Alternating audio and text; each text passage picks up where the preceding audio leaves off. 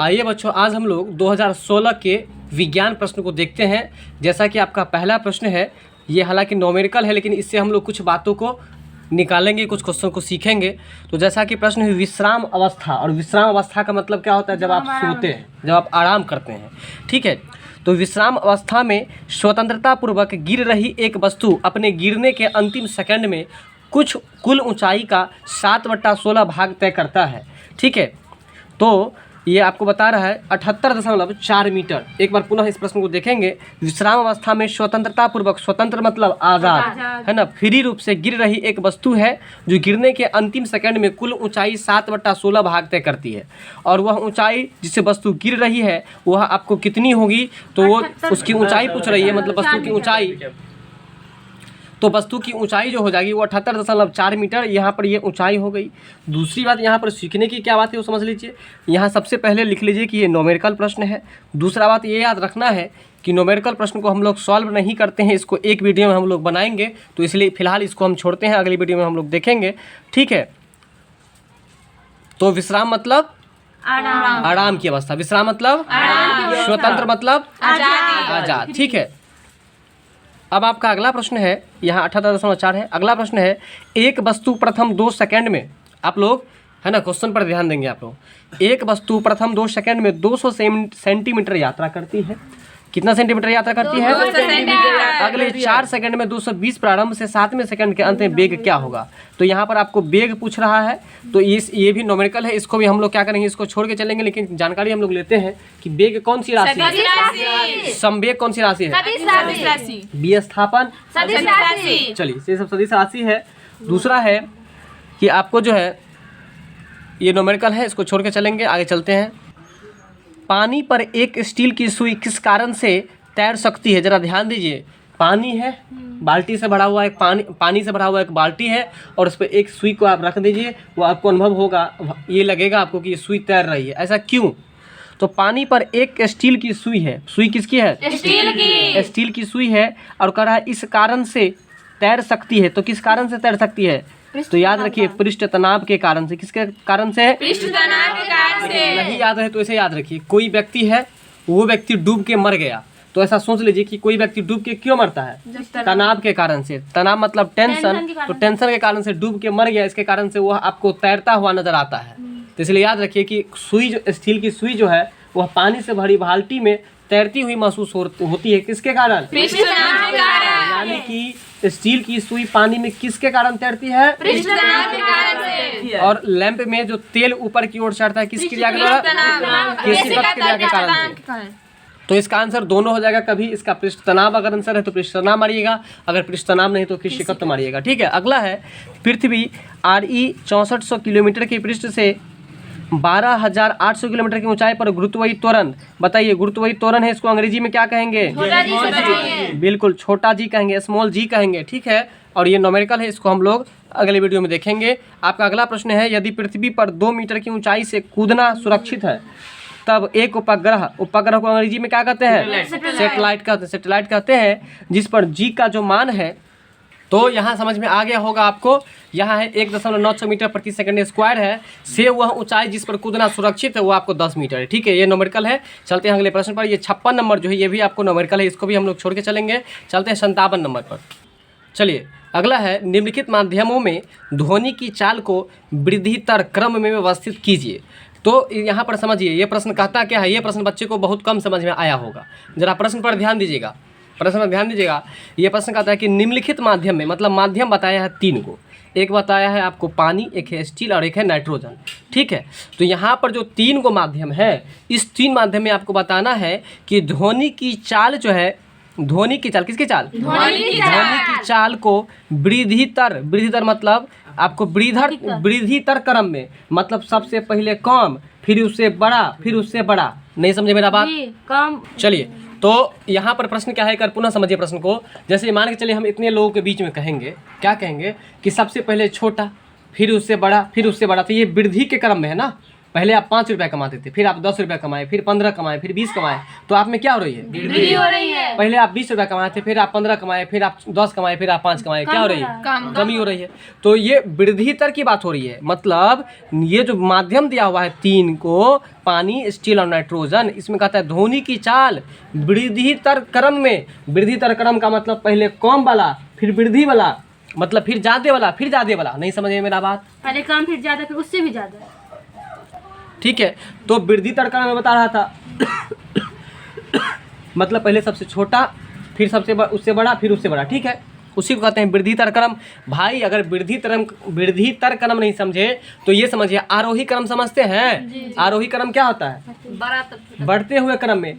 उसी को अंग्रेजी में हम लोग असेंडिंग ऑर्डर भी कहते हैं, और उसी को हिंदी में हम लोग, है ना, अवरोही को हम लोग कहते हैं डिसेंडिंग ऑर्डर, असेंडिंग और डिसेंडिंग। ठीक है, तो देखिए ध्वनि की चाल को वृद्धितर क्रम में, मतलब कि आपको बढ़ते हुए क्रम में बताना है कि सबसे पहले किसमें सबसे कम होगा। तो देखिए 3, 1, 2 है, मतलब सबसे कम इसमें होगा, ये 1 नंबर पे आएगा। ठीक है, इसके बाद जो हो जाएगा पानी, 2 नंबर पे ये पानी आ जाएगा, और 3 नंबर पे ये आपको स्टील हो जाएगा। आप क्वेश्चन समझ लीजिए, आपको समझ में आ जाएगा। कभी पानी में नहाने के लिए आप लोग गए हैं पोखर में? पोखर में अंदर में यदि बोलते हैं, कभी बोलने का प्रयास कीजिएगा। बोलते हैं तो क्या आपकी आवाज़ ऊपर, आपका आवाज़ कोई सुनता है? नहीं सुनता है ना। क्यों नहीं सुनता है? क्योंकि पानी में ध्वनि का चाल कम होता है। पानी में ध्वनि का चाल कम होता है। अभी से हल्ला किए, मोहन इधर आइए। भाई मेरा आवाज़ कम से कम ये है कि सड़क पे चल ही गया होगा। तो चल गया कैसे? क्योंकि यहाँ पर ये वायु में बोले, हम बोले कहाँ पर? हवा में। हवा में ध्वनि की चाल ज़्यादा होती है। हवा में ध्वनि की चाल अधिक होती है। देखिए रेल रहेगा, आपको रेल रहेगा, मान के चलिए आपसे 2 किलोमीटर दूर, और उसमें पटरी में ऐसे करके कान लगा करके सुनिएगा तो आपको पता चलेगा कि रेल जो है ना आ रही है। ऐसा क्यों होता है? क्योंकि वो रेल का संपर्क बना है लोहा से, तो लोहा में ध्वनि की चाल क्या होती है? अधिक होती है। देखिए ये लोहा, ये पटरी है, और ये पटरी ये ट्रेन है, ये चल रहा है, तो इससे लोहा का संपर्क है। तो इस लोहा में जो कान सटाएंगे, इसमें जो कान सटाएंगे तो आपको पता चल जाएगा कि इसका मतलब है कि ट्रेन आ रही है। तो कैसे समझ गए आप? क्योंकि ध्वनि लोहा के माध्यम से पास करता है, तभी तो समझ गए। ध्वनि लोहा के माध्यम से पास करता है। तो बताइए ध्वनि का वहाँ पर स्रोत क्या है? लोहा है। तो सबसे कम जो है ध्वनि का चाल होगा किसमें होगा? पानी। नाइट्रोजन में। सबसे कम किसमें होगा? नाइट्रोजन। नाइट्रोजन के बाद किसमें?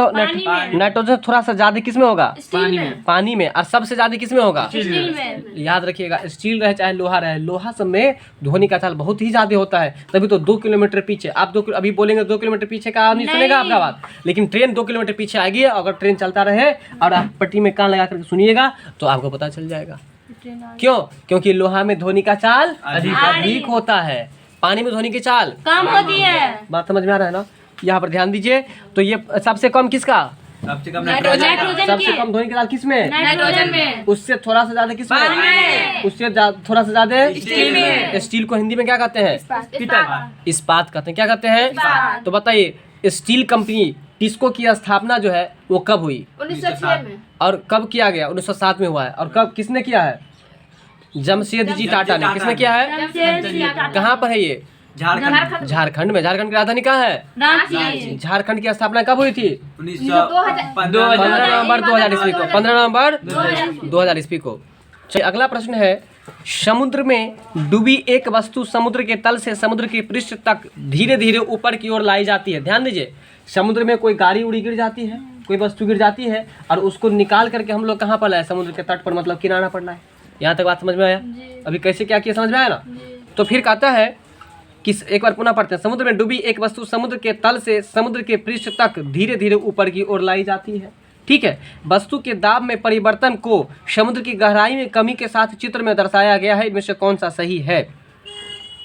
देखिए ये समुद्र का पृष्ठ है, मतलब ये आपको निचला सतह है जहाँ पर पानी है, और यहाँ से उसको उठा करके हम लोग, ठीक। अब यहाँ पर फिगर को जरा आप लोग देखेंगे, इस फिगर में आप देख रहे हैं, मान के चलिए यहाँ पर आप देख रहे हैं कि देखिए ये भी फिगर है डी में, और इस यहाँ समुद्र से ऐसे करके उठाया गया और ये लाइनिंग खींचा गया इस तरह से। ठीक है, तो यहाँ पर आपको ये फिगर जो है ये जो है और बी भी देख लीजिए। लेकिन ए में देखिए, मान के चलिए समुद्र तल नीचे वाला जगह ये है, यहाँ से मान के चलिए वस्तु को ऐसे करके उठाया गया है ना, और उठाने के बाद ऐसा सोच लीजिए आप कि उठाने के बाद उसको तिरछा रूप से इसको लेके ऊपर लेके चला गया। ठीक है, इसलिए इस फिगर को याद रखिएगा। होता है क्या, देखिए क्वेश्चन में का क्वेश्चन अति महत्वपूर्ण माना जाता है। कुछ क्वेश्चन ऐसा होता है जो हूबहू आपको रख देता है, चाहे भले ही 2 क्वेश्चन हो 4 क्वेश्चन, लेकिन रहना एकदम निश्चित है क्वेश्चन बैंक में से। इसलिए आप लोग क्वेश्चन बैंक का जो क्वेश्चन आपको याद करने के लिए नहीं बोले, जो न्यूमेरिकल हम बोले उस क्वेश्चन कभी 2 बार करके कम से कम पढ़ लेना है, 2 बार केवल पढ़ लेना है, रटना नहीं है उसको, ठीक है। तो आप ऐसा वाला याद रखिएगा कि ऐसे करके सामान को उठाया, ऐसे गया ऐसे गया ऐसे गया और वो सामान समुद्र के तल पर लेकर के चला गया। बात समझ में आ गया यहाँ तक। अगला प्रश्न है आपका, एक वाष्प इंजन की दक्षता, दक्षता मतलब बताइए। चलिए, तो यहाँ जो प्रश्न आप देख रहे हैं, चलिए, एक वाष्प इंजन, वाष्प का मतलब बताइए। भाप। भाप, जो भाप पर चलने वाला इंजन था उसका खोज किसने किया था बताइए? James Watt. किसने किया था? जेम्स वाट क्या था, उन्होंने अपने माता को ये केतली में चाय बनाते हुए देखे, और चाय बनाने के क्रम में उन्होंने क्या देखा, या कोई चावल खाना का जो कुछ भी सामान था खाना बनाते हुए देखे, वो देखा कि केतली का ढक्कन जो है वह ऊपर से गिर रहा है, और वो देखा कि क्यों गिर रहा है, तो भाप के माध्यम से गिर रहा है। तो उन्होंने सोचा कि अगर भाप में इतनी शक्ति है कि इतना भारी ढक्कन को नीचे गिरा देता है, इसका मतलब है अगर ज़्यादा भाप तैयार किया जाए तो कुछ और भी आगे हो सकता है। और उन्होंने ऐसा ही सोचा, और कोयला वाला जो मशीन है, तो कोयला वाला मशीन में कोयला जो डालते हैं तो उसमें पानी को हीट करता है, पानी को गर्म करता है, और पानी को गर्म करता है, ज़्यादा भाप निकला और उसी भाप से इंजन चलने लगा। तो इसलिए याद रखिएगा कि भाप इंजन का आविष्कार किसने किया? जेम्स जेम्स वाट ने किया। किसने किया? जेम्स वाट ने। तो एक वाष्प इंजन की दक्षता, दक्षता का मतलब होता है उसका स्पीड। क्या होता है? स्पीड 20% है। इसे 1000 कैलोरी, बताइए कैलोरी किसका मात्रक है? उष्मा का, ठीक है। कैलोरी किसका मात्रक है? है ना। प्रति मिनट ऊर्जा दी जाती है, इसके द्वारा प्रति मिनट वास्तव में क्या गया कार्य जूल में क्या होगा? जूल किसका मात्रक है? ऊर्जा का। जूल किसका मात्रक है? ऊर्जा का मात्रक है, ठीक है। तो बताइए जूल और क्या चीज का मात्रक है? कार्य का मात्रक है, ठीक है। तो फिलहाल ये न्यूमेरिकल प्रश्न है, आगे चलते हैं हम लोग। अगला है पानी में, अगला प्रश्न है पानी में गोलीय वायु का बुलबुला। ये आप लोगों को पहले से पता होगा, हम आप लोग को बताए थे ये प्रश्न बहुत अच्छा से। पानी में गोलीय वायु का बुलबुला, जरा ध्यान दीजिए। पानी में जो आपको ये प्रश्न बहुत ही ज़बरदस्त है, यहाँ से हम लोग 2 प्रश्न को सीखेंगे और बहुत अच्छा से सीखेंगे। पानी में आप जब कभी कभी वर्षा होता है उस समय आप गौर कीजिएगा, आपके छत से जो पानी टपकता है नीचे, और जहाँ टपकता है वहाँ क्या बन जाता है? बुलबुला। क्या बन जाता है? बुलबुला बनता है पानी में। तो वो जो बुलबुला बनता है वायु का बुलबुला, तो वो जो वायु का बुलबुला बनता है, तो इसके बारे में कॉन्सेप्ट बताए थे पीछे क्लास में कि उस बुलबुला पर जैसे हम देखते हैं तो मेरा मुंह भी दिखता है और मेरा मुंह छोटा छोटा दिखता है ना। तो जिसमें आपको कॉन्सेप्ट दिए थे कि मुंह छोटा क्यों दिखता है, क्योंकि उत्तल लेंस है। क्योंकि उत्तल लेंस की विशेषता है कि उसमें बड़े बड़े सामानों को छोटा छोटा करके दिखाता है, तो इसलिए आपका मुंह भी छोटा करके दिखाता है, मतलब ये उत्तल लेंस है। यानी कि पानी का जो बुलबुला बनता है बारिश के समय में वो बिल्कुल उत्तल लेंस ही होता है। लेकिन अगर क्वेश्चन ये पूछ दे कि वह किस लेंस की भांति काम करेगा, किस लेंस की भांति कार्य करेगा, तो याद रखिएगा अगर इस तरह का प्रश्न पूछ दे कि किस लेंस की भांति काम करेगा, तो वहां पर अवतल मारिएगा। क्या मारिएगा? अवतल। यानी कि है बुलबुला में लेंस कौन सा रहता है? अवतल लेंस। उत्तल रहता है, लेकिन काम कैसे करेगा? प्रश्न में पूछ दे कि वायु का बुलबुला जो बनता है वर्षा के समय में उसमें कौन सा लेंस होता है, तो उत्तल लेंस मानेंगे। लेकिन कहेगा कि वायु हाँ किस भांति काम करता है, मतलब किस कार्य, मतलब किस लेंस के भांति, किस लेंस के जैसे काम करता है या किस लेंस की तरह काम करता है, तो अवतल लेंस। ऐसा क्यों, तो वो भी बता देते हैं। तो यहाँ पर कारण इसका ये है कि जल जो होता है, जल का अपमानक होता है 1.33 होता है, वहीं अगर वायु के अपमानक की बात करें तो 1 से अधिक होता है। तो इस वजह से ही आपको वो है रहता है उत्तल लेंस, लेकिन काम करता है किसके जैसे? अवतल लेंस के जैसे। तो यहाँ से हम लोग 2 प्रश्न को सीखे हैं, याद रखिएगा। तो एक बात बता दीजिए कि अवतल लेंस को और कौन सा लेंस कहा जाता है? अभिसारी लेंस कहा जाता है। और उत्तल को क्या कहा जाता है? अवतल को मतलब अवतल को अपसारी लेंस कहते हैं और उत्तल को हम लोग अभिसारी लेंस कहते हैं। तो दूसरा बात बताइए कि अगर किसी व्यक्ति को दूर की वस्तु दिखाई नहीं देती है तो उसको कौन सा लेंस लगाएंगे? हाँ बिल्कुल सही बताया। अगर कोई व्यक्ति दूर दृष्टि दोष से पीड़ित है उसको कौन सा लेंस? उत्तल लेंस। डॉक्टर आपका दांत किस लेंस से देखेगा? बिल्कुल। आप हजामती दर्पण के रूप में किसका प्रयोग करते हैं? गाड़ी के साइड मिरर के रूप में। पीछे देखने के रूप में उत्तल उत्तल, पीछे देखने में उत्तल उत्तल है ना। साइड मिरर के रूप में, हेडलाइट में, अवतल आपके आंख में कौन सा लेंस? लेंस। चलिए चलते हैं अगले प्रश्न पे। ये बात बहुत अच्छा से समझ में आ गया होगा। चलिए अगला प्रश्न है, वस्तु के आकार से 3 गुना आभासी प्रतिबिंब वक्रता त्रिज्या 30 सेंटीमीटर वाला एक अवतल दर्पण बनता है। अवतल दर्पण बनाता है, दर्पण से वस्तु की दूरी। यहाँ अवतल दर्पण के बारे में अभी हम लोग जस्ट चर्चा कर ही लिए थे, ठीक है। तो ये नोमेरिकल है, इसको हम लोग छोड़ के चलते हैं। अगला है आपको ये 63 नंबर भी आपको नोमेरिकल है। चलते हैं 64 नंबर पर। एक ओलावृष्टि। अब ओलावृष्टि का मतलब समझते हैं कि नहीं, बताइए आप लोग। ओलावृष्टि में ओला मतलब होता है बर्फ और वृष्टि मतलब होता है वर्षा। यानी कि एक ओलावृष्टि के दौरान, यानी कि पत्थर जो गिरता है उसके दौरान यह पाया जाता है कि बर्फ के टुकड़ों, बता दें ओला मतलब क्या होता है? बर्फ। बर्फ के टुकड़े धरती पर पहुंचते ही पानी में बदल जाता है। किसमें मतलब परिवर्तित होता है? पानी में। और सही बात भी है ना। किस ऊंचाई पर वर्षा की बूंदें बर्फ के टुकड़ों में बनी होगी? तो कहता है, जरा समझिएगा, प्रश्न बहुत अच्छा है और ये याद करने वाला प्रश्न है, ये नोमेरिकल नहीं है। वर्षा के दौरान जो आपको पत्थर गिरता है उसको हम लोग ओलावृष्टि कहते हैं। ओला मतलब बर्फ, ओला मतलब बर्फ है, और वृष्टि मतलब वर्षा, वृष्टि मतलब वर्षा। तो ओलावृष्टि के दौरान बर्फ के टुकड़े धरती पर पहुंचते ही पानी में बदल जाती है। बर्फ के टुकड़े धरती पर पहुंचते ही किसमें बदल जाती है? पानी में। कहता है किस ऊंचाई पर वर्षा की बूंदे बर्फ के टुकड़ों में बनी होगी? मतलब ध्यान दीजिए कि ऊपर से जो आया तो वर्षा की बूंद बन के आती है, लेकिन जैसे जैसे नीचे आती है वह क्या बन जाती है? पानी में। वो पत्थर बन जाती है। क्या बन जाती है? क्या बन जाती है? पत्थर। ऊपर से गिरा आपको वर्षा का बूंद के जैसे, फिर जैसे ही वहां से आया तो फिर वो क्या बन गया? पत्थर बन गया। वही बात है, देखिए यहाँ पर क्लियर कीजिए। कहता कि तो अभी इस चीज़ को क्लियर कीजिए, आपके मन में जो कन्फ्यूजन उत्पन्न हो गया कि कहाँ पत्थर बनता है, कहाँ पर क्या होता है। कहता है एक ओलावृष्टि के दौरान यह पाया जाता है कि बर्फ के टुकड़े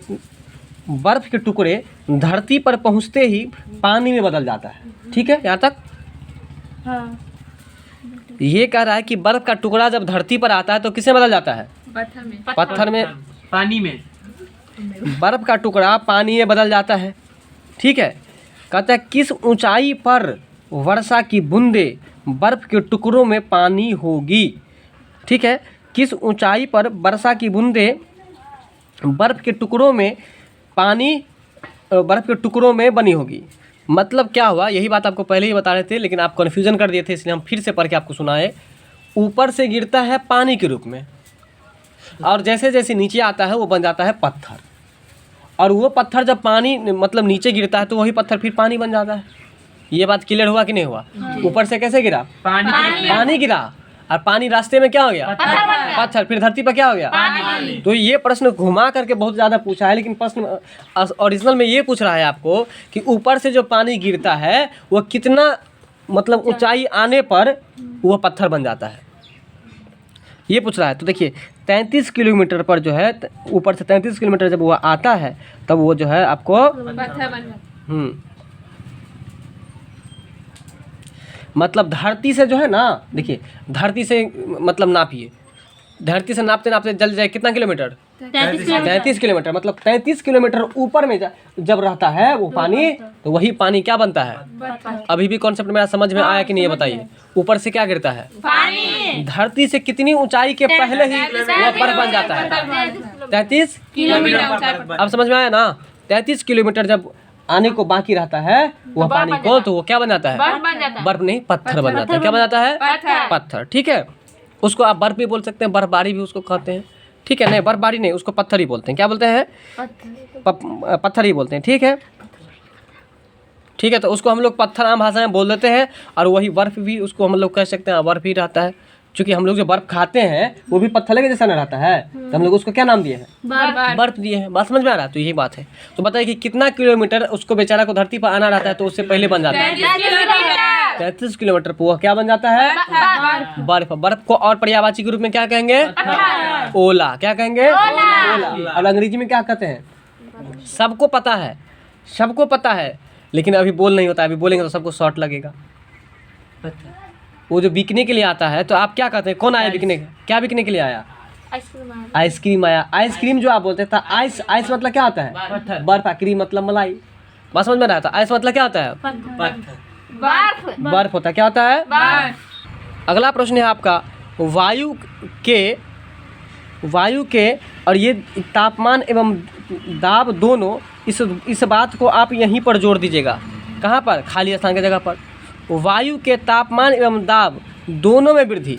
देखिए वायु में क्या वृद्धि हो रहा है? तापमान और दाब। वायु के तापमान एवं दाब दोनों में वृद्धि से इसकी विशिष्ट ऊष्मा में वृद्धि होती है। मतलब देखिए जरा ध्यान दीजिए, अगर वायु के तापमान और दाब दोनों बढ़ेंगे तो इसका विशिष्ट ऊष्मा भी क्या हो जाएगा?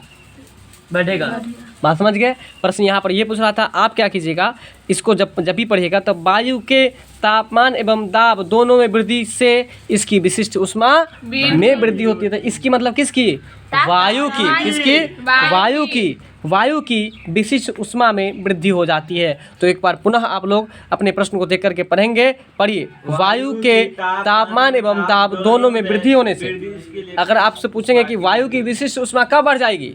जब वायु का तापमान और दाब बढ़ेगा तो उसकी विशिष्ट ऊष्मा भी बढ़ जाएगी। अब बात समझ में आ गया होगा बहुत बढ़िया से। तो बताइए, तापमान का मात्रक क्या होता है? केल्विन होता है। क्या होता है? केल्विन। और वायु दाब को जो मापा जाता है वो क्या चीज़ से? बैरोमीटर से। क्या चीज़ से? बैरोमीटर से।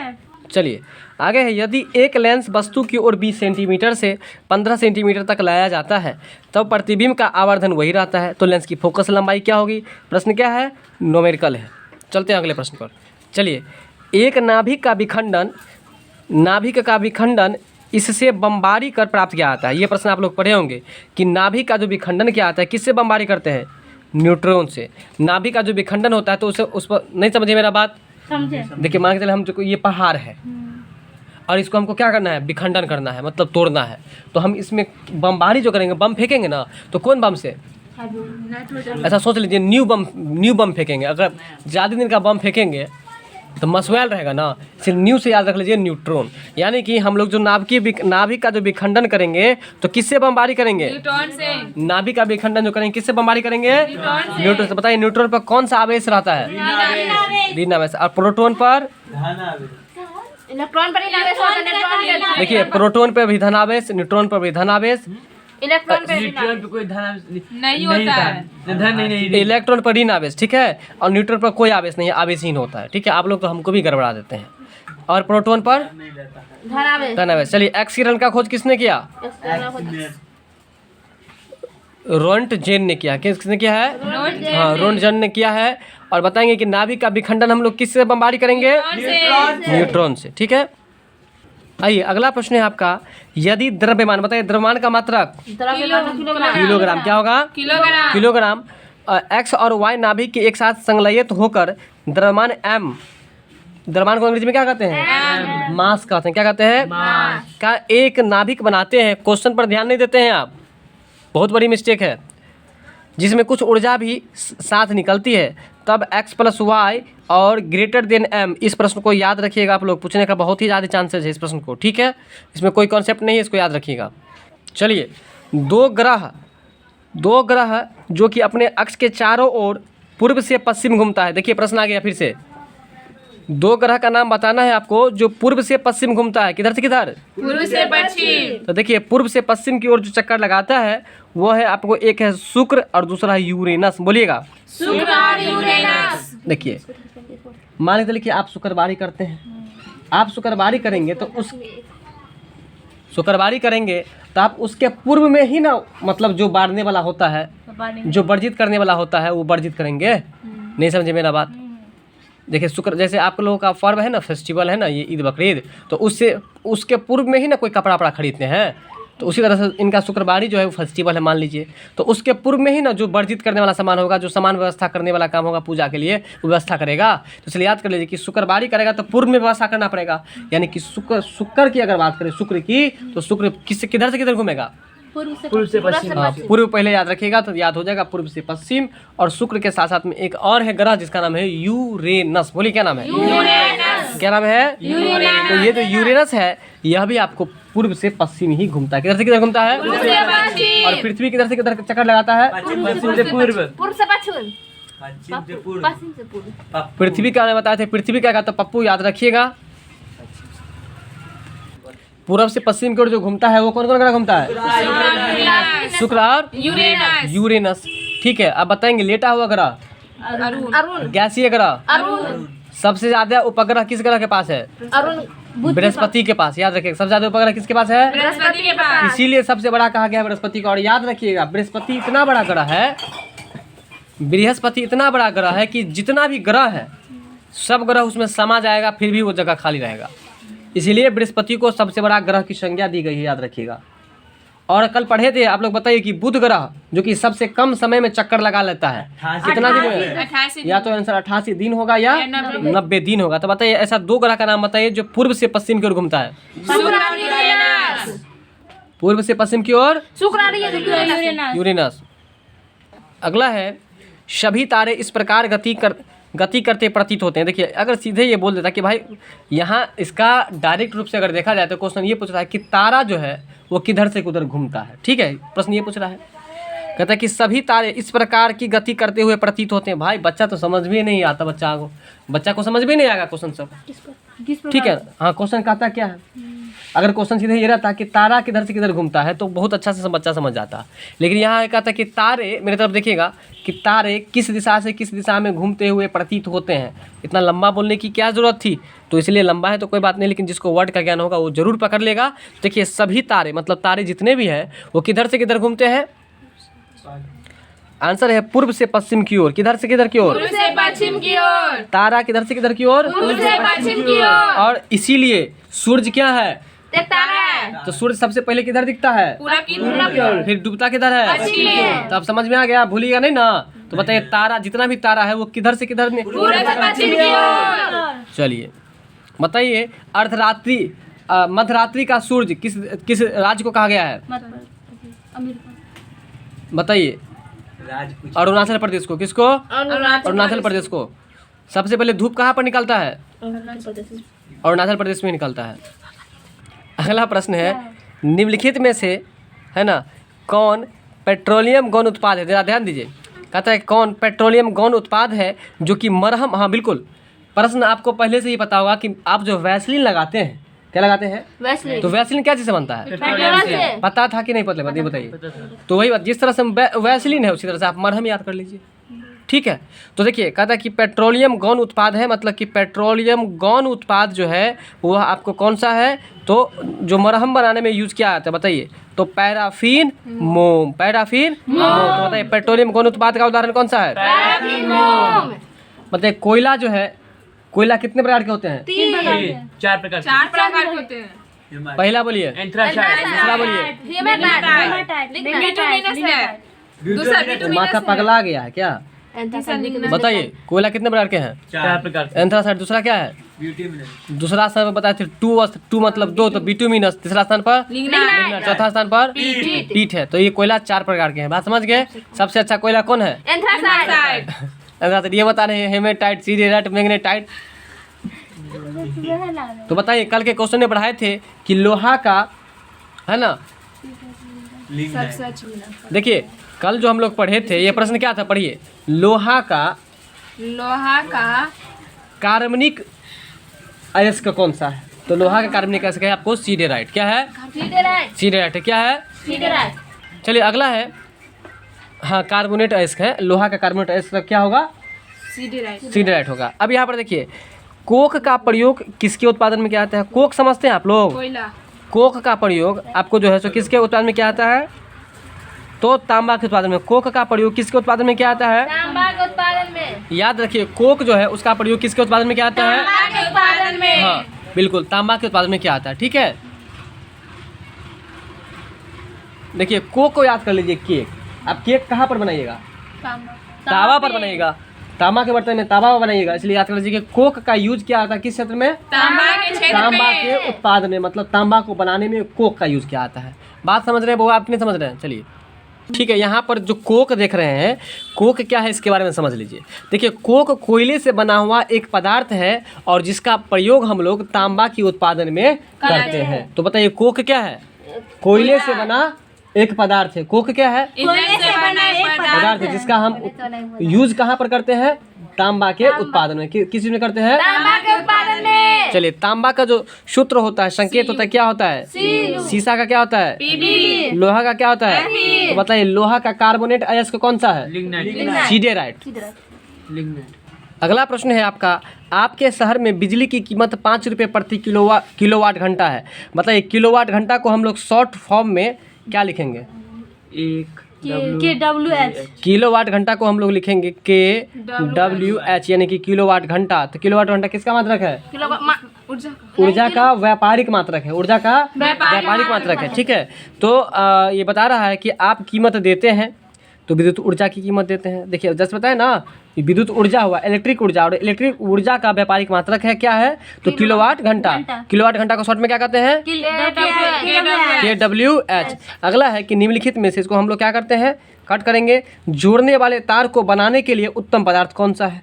देखिए, जोड़ने वाला तार को बनाने के लिए उत्तम पदार्थ, आप कभी गौर किए होंगे, जब कोई लोहा का कोई सामान टूट जाता है, आप जाते हैं क्या कराने के लिए? वेल्डिंग कराने के लिए।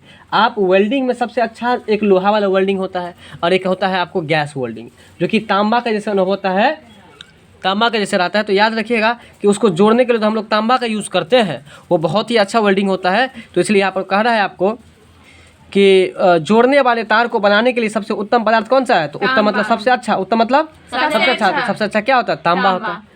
बात समझ रहे हैं कि नहीं समझ रहे हैं? तो बताइए, विद्युत का बल्ब का जो ये फिलामेंट होता है वो किसका बना होता है? टंगस्टन का। अगला प्रश्न है आपका, कांच। और कांच का मतलब क्या होता है?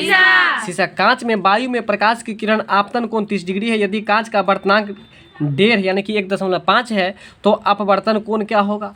ठीक है, तो यहाँ पर ये आपको न्यूमेरिकल है, लेकिन फिर भी हम लोग इस प्रश्न को 2 बार आप लोग पढ़ लीजिएगा और 2 बार पढ़ के इसको छोड़ देना, रटना नहीं है। अगला प्रश्न है, डिस्चार्ज नली। डिस्चार्ज मतलब समझते हैं? जी। क्या होता है डिस्चार्ज? मतलब छोड़ देना। देखिए, डिस्चार्ज का मतलब आपको होता है जिस पर कोई आवेश नहीं हो, है ना। तो डिस्चार्ज नली में कैथोड किरणें के उत्पाद के लिए उपयुक्त हवा का दबाव है। ठीक है, डिस्चार्ज नली में ये प्रश्न याद रखना पड़ेगा आपको कि डिस्चार्ज नली में कैथोड किरणों के उत्पाद के लिए हवा का दबाव क्या होगा? 0.001 मिलीमीटर। क्या होगा? 0.001 मिलीमीटर, है ना। डिस्चार्ज नली में याद कर लीजिए, डिस्चार्ज नली में कैथोड किरणें के उत्पाद के लिए हवा का दबाव कितना होगा? 0.001 मिलीमीटर। ठीक है, और मिलीमीटर को हम लोग शॉर्ट में क्या कहते हैं? mm, नहीं मिलीमीटर। ठीक है, अगला प्रश्न है, यह 2 विषमांगी मिश्रण बनाते हैं। कहता है कि इसमें से कोई 2 है जो विषमांगी मिश्रण बनाते हैं। तो जल, देखिए प्रश्न को समझ लीजिए, आंसर आ जाएगा। और एक प्रश्न इस तरह का पूछने का चांसेस रहेगा, सेम नहीं मिलेगा। ये प्रश्न समझ लीजिए, हम आपको बताते हैं। देखिए मतलब, देखिए पानी और चीनी एक पदार्थ दिया आपको, ठीक है। पानी और पेट्रोल दूसरा पदार्थ हो गया, पानी और पत्थर तीसरा हो गया। तो बताइए इसमें से समांगी मिश्रण, समांगी मतलब जो एक दूसरे में समा जाए, जो मिलता जुलता रहे। पानी चीनी, लेकिन ये दोनों विषमांगी नजर आ रहा है ना। तो वही बात करता है कि 2 विषमांगी मतलब जो अलग अलग, जो मिलने वाला नहीं हो। देखिए जल और अल्कोहल, जल का मतलब बताइए, जल का मतलब पानी, और पानी में हम अल्कोहल मिला सकते कि नहीं? दारू मिला के हम लोग पीते कि नहीं पीते हैं? दारू में पानी मिला के पीते कि नहीं पीते हैं? तो ये समांगी मिश्रण है कि विषमांगी? क्योंकि एक दूसरे में समा गया ना। जल और चीनी, अच्छा O2 और N2, ऑक्सीजन में N2 मिलाएंगे, नाइट्रोजन संभव नहीं है। ये संभव है बिल्कुल, ठीक है। लेकिन जल और पेट्रोल का क्या आप मिला सकते हैं? नहीं, ये विषमांगी है। नहीं मिला सकते। क्यों है विषमांगी बताइए? अगर आपसे प्रश्न, पहले तो यहाँ हम ये क्लियर कर लेते हैं, जल और पेट्रोल विषमांगी कैसे हुआ, समझ में आ गया। अब अगर आपसे ये पूछते कि बताइए कि पानी के ऊपर में पेट्रोल क्यों है, नीचे में क्यों नहीं है? जल का घनत्व ज्यादा है, पेट्रोल का घनत्व कम है। देखिए जो जितना हल्का रहेगा ऊपर में तैरता रहेगा ना, इसलिए पेट्रोल ऊपर में तैर रहा है। इसका मतलब है कि पेट्रोल हल्का है, पेट्रोल का घनत्व कम है और जल का घनत्व ज्यादा है। इस वजह से ही जो है सो ये मतलब हाँ तैर रहा है, छता नहीं रहा है, तैर रहा है। तो बताइए कि अगर किसी गिलास में आप एक गिलास पानी लिए और उसमें हम बर्फ को रखे, वो तैर रहा है, किसके कारण? नहीं, घनत्व के कारण बर्फ का घनत्व कम है, क्लियर पानी का कीजिए ना। घनत्व ज्यादा है। किसका घनत्व क्या है वो क्लियर कीजिए ना। पानी का ज्यादा और बर्फ का ठीक है, मतलब जो ज्यादा रहेगा वो नीचे रहेगा और जो कम रहेगा वो ऊपर रहेगा। वैसे भी जिसको कम बुद्धि होता है ऊपरे ऊपरे बोलता है ना वो। अगला है, इस तत्व के मुक्त अवस्था में पाया जाने की संभावना नहीं है। कहता है कि इसमें से कौन सा ऐसा तत्व है जिसको मुक्त अवस्था में पाए जाने की संभावना नहीं है। चलिए यहाँ पर ध्यान दीजिए, इस तत्व के मुक्त अवस्था में पाए जाने की संभावना कह रहा है नहीं है। मतलब प्रश्न को समझिए, प्रश्न बहुत हल्का है और आपको आता भी है। कह रहा है कि इसमें 4 को जो तत्व दिया गया है वो कौन सा ऐसा तत्व है जो मुक्त अवस्था में नहीं पाए जाने की संभावना है। मतलब कौन सा ऐसा तत्व जो मुक्त अवस्था में नहीं पाया जाता है। और मुक्त अवस्था का मतलब बता दिए, अवस्था में मुक्त अवस्था का मतलब स्वतंत्र अवस्था है। मतलब क्या हुआ? स्वतंत्र अवस्था का मतलब क्या हुआ? जैसे हम आपको अभी उठा करके धूप में रख देंगे तब धूप का कोई प्रभाव पड़ेगा कि नहीं पड़ेगा? पड़ेगा। तो इसका मतलब आप मुक्त अवस्था में है? नहीं है। वहीं पर अगर हम सोना को रख देते हैं, सोना मुक्त अवस्था क्या है, प्रभाव पड़ेगा? कोई प्रभाव नहीं पड़ेगा। क्योंकि वो मुक्त अवस्था में रहता है, उसमें कोई प्रभाव नहीं, वायु और जल का कोई प्रभाव नहीं। पानी में रख दीजिए, ना किसी से अभिक्रिया वायु में रख दीजिए, वो बेचारा किसी से अभिक्रिया करबे, किसी से मतलब ही नहीं रखता है सोना। अगर नहीं याद रहे तो ऐसे सोच लीजिए, जब आप सो जाते हैं आपके देह पर चींटी चलता है या आपके मतलब सो जाते हैं, आपके बारे में 10 को कोई गालियाँ देता है, आपको कोई प्रभाव पड़ता है? क्यों नहीं पड़ता है? क्योंकि आप किस अवस्था में है? सोते हुए अवस्था में है। तो सोना को हम लोग सोता ही बोल देते हैं। इसलिए याद रखिए कि सोना, जब आप सोए रहेंगे तो मुक्त अवस्था में रहेंगे, मतलब कोई टेंशन नहीं है। तो इसलिए मुक्त अवस्था में क्या पाता है? सोना। ठीक है, तो मुक्त अवस्था में क्या पाता है बताइए? सोना। सोना पाया था। ट्रिक वही बता दिए कि जब आप सो जाते हैं तो कोई प्रभाव नहीं पड़ता आप पर, कि दुनिया में क्या हुआ, वर्षा कब हुआ, हवा कब हुई, आंधी कब आई, कोई पता नहीं चलता है, क्योंकि आप मुक्त अवस्था में सोए हुए रहते हैं। तो यहाँ पर ध्यान दीजिए, कहता है कि इसे मुक्त अवस्था में पाए जाने की संभावना नहीं है। मतलब किसकी नहीं है? तो देखिए Fe की नहीं है। और बिल्कुल सही बात है, अगर साइकिल को आप बाहर में रख दीजिए तो साइकिल लोहा है जी। और ये लोहा को बाहर में छोड़ दीजिए, इसमें धूप लगेगा, हवा लगेगा, पानी लगेगा, तो जंग लग जाएगा। जंग लग जाएगा। इसका मतलब वो मुक्त अवस्था में पाए जाने की संभावना नहीं नहीं है। है। तो देखिए कौन कौन सा ऐसा पदार्थ है, कौन कौन सा ऐसा तत्व है जो मुक्त अवस्था में पाया जा सकता है। तो जैसा कि देखिए, सबसे पहले Cu है। Cu का मतलब कॉपर। कॉपर मतलब तांबा। तांबा के बर्तन को आप अगर बाहर में रख दीजिएगा, आप तांबा के बर्तन को क्या कीजिए बताते हैं हम। तांबा के बर्तन को ना आप क्या कीजिए, उसको आप कहीं पर रख दीजिए, छज्जे वगैरह पर रख दीजिए, उसमें आप 1 साल के बाद भी निकालेंगे ना तो उसमें जंग उंग नहीं लगता है। जंग नहीं लगता। बात समझ में आ रहा है? तो याद रखिएगा कि ये जो है Cu जो है आपको मुक्त अवस्था में पाया जा सकता है। Hg मतलब पारा। Hg मतलब पारा। और पारा जो है ये इस पर भी मुक्त अवस्था का ये कोई प्रभाव, मतलब वातावरण का कोई प्रभाव नहीं पड़ता है। किस पर? Hg पर। अगर नहीं याद है तो ऐसे समझिए, Hg मतलब पारा और पारा सारहा, ये दोनों ये नहीं देखता कि किसान कौन गरीब है या कौन धनी है, कि गरीबों किसान को खा जाता है। मतलब वो मुक्त अवस्था में रहता है बेचारा, एकदम न रस्सी न पगहा, कोई टेंशन नहीं उसको, है ना। न रस्सी न पगहा, आगू नाथ में पाचू पगहा। बात समझ में आ रहा है? कुछ नहीं रहता, बेचारा मुक्त अवस्था में रहता है। इसलिए याद कर लीजिए कि पारा भी मुक्त अवस्था में रह सकता है। दूसरा है Pd। क्या है? पीबी। ठीक है, तो ये जो है आपको Cu Hg और Pd जो लिखा हुआ है इसको आप Pb कर दीजिए। क्या कर दीजिए? Pb कर दीजिए। ठीक है, तो यहाँ पर Pd जो है इसको Pb कर दीजिएगा, यानी कि Pb वो शीशा का संकेत है और शीशा पर भी कोई प्रभाव वातावरण का नहीं पड़ता, यानी कि वो भी मुक्त अवस्था में पाया जा सकता है। लेकिन क्या लोहा पर प्रभाव पड़ता है? पड़ता है। बिल्कुल पड़ता है। अगला प्रश्न है आपका, घनत्वयी पृथक्करण विधि। विधि का नाम क्या है? घनत्वयी पृथक्करण विधि। और घनत्वयी पृथक्करण विधि के द्वारा क्या पृथक किया जा सकता है? पृथक मतलब अलग। क्या अलग किया जा सकता है? तो चुंबकीय कण। क्या अलग किया जा सकता है? देखिए, घनत्वयी पृथक्करण विधि। पृथक्करण जैसे ही बोल देंगे, मतलब अलग करने की बात हो रही है। और मान के चलिए कि हम आप कभी देखे होइएगा कि इसमें नदी सब में बहुत सारे लड़का लोग ना, जो लोग नहाता है और उसमें नहाने से पहले क्या डालता है?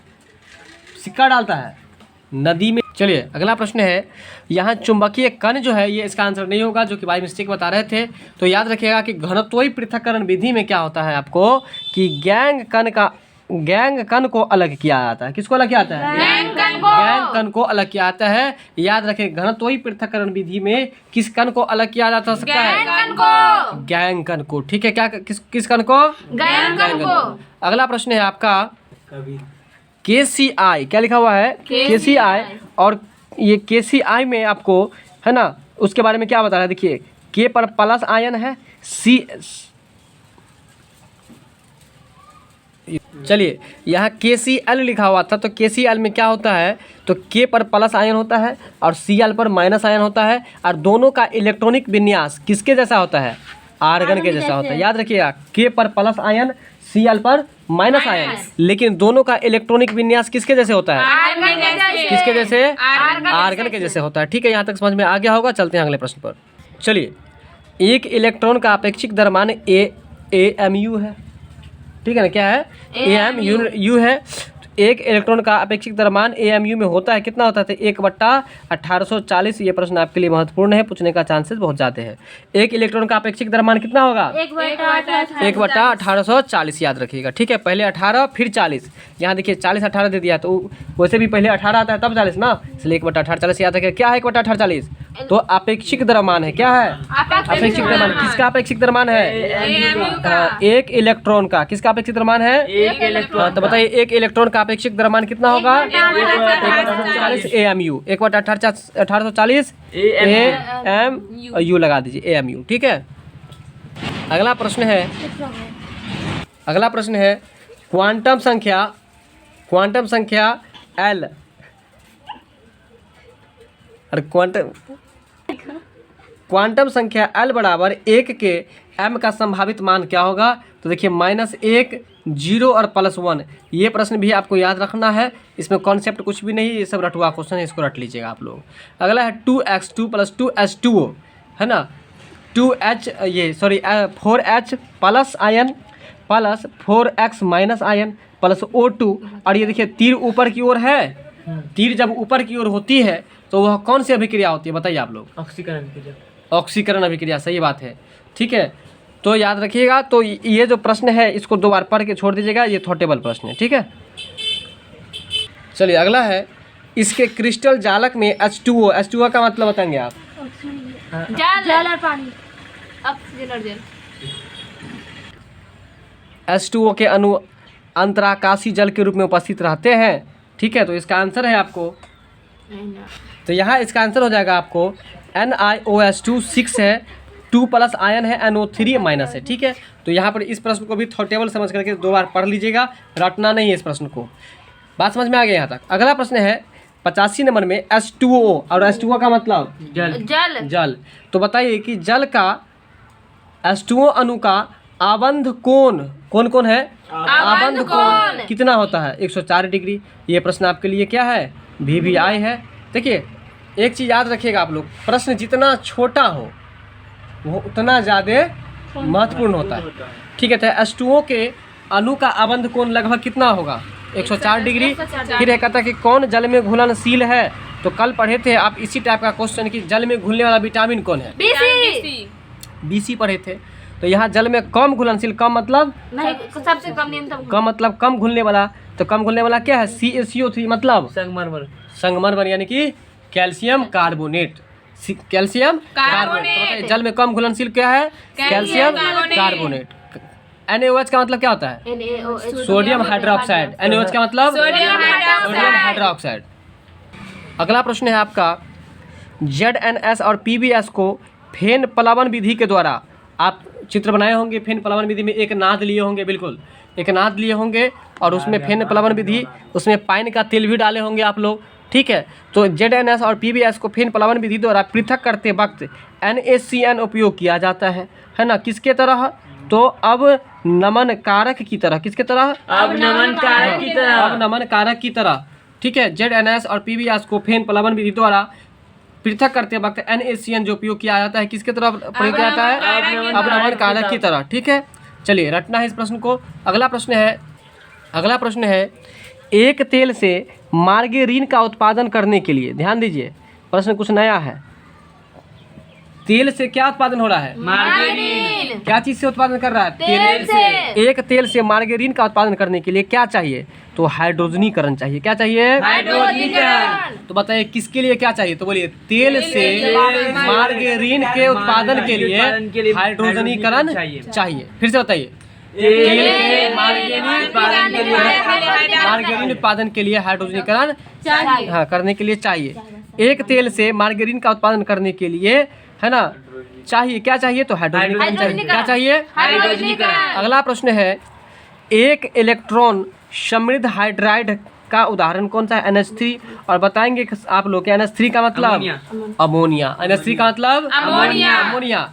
और एक तेल के मर्गेरीन का उत्पादन करने के लिए आपको क्या चाहिए? हाइड्रोजनीकरण। बहुत अच्छा। एक इलेक्ट्रॉन है ना, एक इलेक्ट्रॉन समृद्ध हाइड्राइड कौन सा है? NH3 क्या है? तो बताइए CH4 का मतलब मीथेन को। और कौन सा गैस कहता है? कहाँ पाया जाता है? बहुत अच्छा। और दलदली एरिया में पाया जाता है। कोयला के खदानों में सब पाया जाने वाला गैस कौन सा है? 80% मीथेन गैस है। कौन एक साबुन है? ठीक है, यानी कि साबुन के बारे में आपको कह रहा है कि साबुन का जो है सूत्र क्या है। तो बताइए साबुन का सूत्र क्या होगा? देखिए बताते हैं। साबुन पहले आप देखिए, साबुन आप पहले लगा लीजिए 17 रुपया वाला, फिर उसका दुगुना जो होगा वो लगाइएगा। तो 17 का दुगुना 34 को 34 नहीं याद रखे, 35 याद रख लीजिए। तो बताइए CH3COONA बोलिएगा। अब पूरा बोलिए। हमको लगता है अब याद ही हो गया होगा। पहले कितना रुपए का साबुन यूज करेंगे? इसके बाद ठीक है, तो C17H35COONA बात समझ गए। तो ये साबुन का सूत्र था आपका। चलिए यहाँ है कि कौन प्राकृतिक रबर है। तो देखिए प्राकृतिक रबर का जो उदाहरण है, इसको आप लोग कॉपी पर लिख करके ट्राई कर लीजिएगा और इसको याद जरूर रखिएगा। VVI क्वेश्चन है आपके लिए। रबर का संकेत, जैसे कार्बन का संकेत C है ना, उसी तरह से रबर का ये संकेत है, तो इसको याद रखना आवश्यक है। ठीक है, चलते हैं अगले प्रश्न पर। चलिए अगला प्रश्न है, एल्कोसी का उपयोग जो होता है वो किसके लिए होता है? देखिए एल्कोसी का प्रयोग होता है ईथर में। ईथर समझते हैं कि नहीं समझते हैं? लगाने वाला होता है ईथर। ठीक है, तो एल्कोसी का उपयोग जो किया आता है आपको, एल्कोसी का प्रयोग ईथर में किया आता है। किसमें क्या आता है? ईथर में। हाँ बिल्कुल। देखिए एल्कोसी, ठीक, तो एल्कोसी, कोसी मतलब समझ लीजिए कि कोसी मतलब समझ लीजिए कोसी नदी, और कोसी नदी को बिहार का शो कहता है। तो जब कोसी आप कहीं रास्ते में जा रहे होते हैं और जब सामने कोसी नदी आ जाएगा तो आप थरथराने लगेगा ना। क्यों थरथराने लगेगा? क्योंकि डर लगा कि कहीं कोसी नदी में हम डूब नहीं जाए। इसलिए एल्कोसी का उपयोग किसके लिए क्या आता है? ईथर के लिए क्या आता है। चलिए अगला प्रश्न है, N2+2O2 है और यहाँ पर आप देख रहे हैं ये तीर इधर से भी लगा हुआ है और ये इधर से भी लगा हुआ है। देख रहे हैं ना? देखिए यहाँ पर याद रखिएगा, इधर से भी जब तीर लगा हो और उधर से भी तीर लगा हो तो इसका मतलब समझ लीजिए ये रिवर्सेबल है। रिवर्सेबल का मतलब देखिए ये रिएक्शन इधर भी होगा और ये इधर भी होगा, दोनों ओर होता है। ठीक है, तो ये रिवर्सेबल रिएक्शन का उदाहरण है, याद रखिएगा। ठीक है, और यहाँ पर साम्य स्थिरांक पूछ रहा था तो 0.1 है। ये आपको न्यूमेरिकल है, इसको हम लोग बस 2 बार पढ़ के इसको छोड़ देंगे। अगले क्लास में हम लोग इसको डील करेंगे। अगला है PbBr2 के लिए मोलर विलेयता S और विलेयता गुणनफल KS के मध्य संबंध क्या होगा? ठीक है, यहाँ ऑफिशियल की के अकॉर्डिंग यहाँ पर आंसर नहीं है, इसलिए इसको कन्फ्यूजन में रखिए। चलते हैं अगले प्रश्न पर। यहाँ जो आपका 95 नंबर प्रश्न है, ये बता रहा है कि कोल गैस का उदाहरण क्या है। तो देखिए कॉल में जो हम कॉल चलाते हैं तो क्या निकलता है? H2O निकलता है। तो H2O में केवल हम H2 को याद रखेंगे, इसके बाद मीथेन CH4 को याद रखेंगे और CO को याद रखेंगे, यानी कि H2 CH4 कार्बन मोनोऑक्साइड। बोलिए क्या सब है? हाइड्रोजन, मीथेन और कार्बन मोनोऑक्साइड। हाइड्रोजन, मीथेन और कार्बन मोनोऑक्साइड। बताइए किसका उदाहरण है? हाइड्रोजन, मीथेन और कार्बन डाइऑक्साइड जो है वो कोल गैस का उदाहरण है। किसका उदाहरण है? कोल गैस का उदाहरण है। तो कोल गैस में जो है आपको बाय मिस्टेक कार्बन डाइऑक्साइड बोले, जो कि गलत है। यहाँ H2 से होता है आपको हाइड्रोजन, CH से आपको मीथेन और CO से हो जाएगा कार्बन मोनोऑक्साइड। यानी कि कोल गैस जो है वो हाइड्रोजन का, मीथेन का और कार्बन मोनोऑक्साइड का मिश्रण होता है। ठीक है, चलते हैं अगले प्रश्न पर। चलिए प्रोपीन का ओजोन अपघटन होगा। क्या है प्रश्न? बोलिएगा जरा। प्रोपीन का ओजोन अपघटन होगा CH3CHO HCHO। बोलिएगा CH3CHO। हाँ, इसका HCHO। हाँ देखिए CHO यहाँ पर है और यही CHO को उठा के वहाँ पर ले जाइए। बात समझ गए? तो बताइए प्रोपीन का ओजोन अपघटन क्या होगा? HCHO। बात समझ में आ गया? तो प्रोपीन का जो ओजोन अपघटन है इसको आप याद रखेंगे। प्रोपीन का ओजोन अपघटन क्या होगा? CH3CHO। ठीक है, चलते हैं अगले प्रश्न पर। अगला है कौन एक सिल्वर है ना, सिल्वर नाइट्रेट के अमोनियाकृत विलयन के श्वेत अपक्षेप, श्वेत मतलब उजला, श्वेत अपक्षेप देगा CH3 और इसका ये बॉन्ड है, इसको क्या बताता है? सिग्मा बॉन्ड है ना, सिंगल बॉन्ड। चलिए तो CH3 बॉन्ड, CH2 फिर बॉन्ड है आपको, है ना, C है, इसका ट्रिपल बॉन्ड है और इसका CH है। तो ये आपको याद रखेंगे, ये भी आपको कॉपी पर लिख करके याद करना पड़ेगा। इसको कॉपी पर लिखिएगा, याद कीजिएगा कि सिल्वर नाइट्रेट के अमोनियाकृत विलयन के साथ श्वेत अपक्षेप जो देगा वो क्या होगा, तो CH3, CH2, C और ट्रिपल बॉन्ड CH। अगला है NH4Cl और NaNO2 के विलयन की अभिक्रिया का उत्पाद क्या है, ये भी प्रश्न आपको याद रखना पड़ेगा। NH4Cl और NaNO2, बोलिएगा NH4Cl NaNO2 के विलयनों की अभिक्रिया का उत्पाद जो होगा क्या होगा, N2 होगा, क्या होगा, हाँ, नाइट्रोजन हो जाएगा। ठीक है, अगला प्रश्न है आभासी हैलोजन क्या है। देखिए बताए थे जितना छोटा क्वेश्चन उतना ही ज़्यादा महत्वपूर्ण, उतना ही ज़्यादा महत्वपूर्ण। तो याद रखिए कि आभासी हैलोजन क्या है, उसका उदाहरण है आपको CN2, क्या है, CN2। आभासी हैलोजन का उदाहरण CN2 है। और आज का हमारा लास्ट प्रश्न है 2,4 डाइमेथिल पेंटेन, बोलिएगा 2,4 डाइमेथिल पेंटेन। 2,4 डाइमेथिल पेंटेन में प्राथमिक कार्बन परमाणु कितने हैं। ठीक है, प्राथमिक कार्बन परमाणु की संख्या जो है वो 4 गो है। क्या गो है, देखिए 2,4 डाइमेथिल पेंटेन है, 2,4 में 4 लगा हुआ है, इसे याद कर लीजिए 2,4 डाइमेथिल। लेकिन इसको पूरा पढ़िएगा आप लोग, बार बार प्रश्न को रिपीट जब भी कीजिएगा तो प्रश्न को पूरा जरूर पढ़िएगा। 2,4 डाइमेथिल पेंटेन में कितने प्राथमिक कार्बन है, तो 4, यानी कि 4 गो। ठीक है, तो वीडियो यहाँ खत्म होता है। वीडियो अच्छी लगे तो लाइक शेयर सब्सक्राइब कीजिएगा, साथ में बेल आइकन पर भी क्लिक कर लीजिएगा।